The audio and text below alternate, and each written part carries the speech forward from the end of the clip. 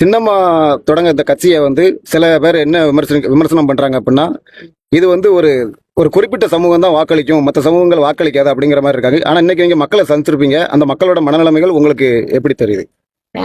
அது சொல்வது வந்து அவங்க சொல்றது வந்து ஏதோ ஏதோ சொல்லுவாங்கல்ல, விதாண்டவாதம்னு சொல்லுவாங்கல்ல, அந்த இதுல இருக்குது.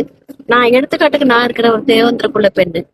எங்க அம்மா அப்படிலாம் பார்த்தா வந்து சாதி மதத்துக்கு அப்பாற்பட்டு தான் என்னைய வந்து ஒரு வேட்பாளரா நிப்பாட்டியிருக்காங்க. அப்போ எங்க பிஎம்டி ராஜாவோட உங்க சகோதரர்கள்லாம் அந்த கூட்டமைப்பை சேர்ந்தவங்கலாம் என்னை ஒரு சகோதரியா தான் நீங்க ஏத்துக்கிட்டீங்க. உங்களுக்கு ஜாதி கிடையாது, மதம் கிடையாது. கிட்ட வந்து பார்த்தவங்களுக்கு தான் அவங்கள பத்தி எல்லாத்துக்கும் தெரியும்.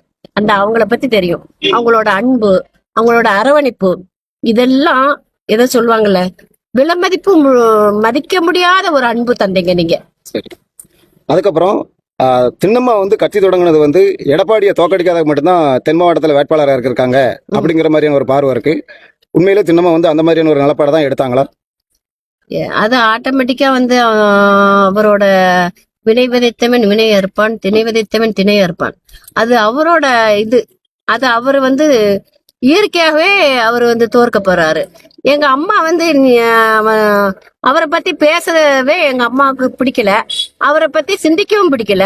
நம்ம வெற்றி நாளே சரித்திரம் சொல்லும், அது மாதிரி நம்ம வெற்றி பெற போறோம், எதுக்கு அவரை பத்தி பேசணும் அப்படின்னு சொல்லிட்டு எங்க அம்மா அது ஒரு போட்டியாளரவே நினைக்கலையே.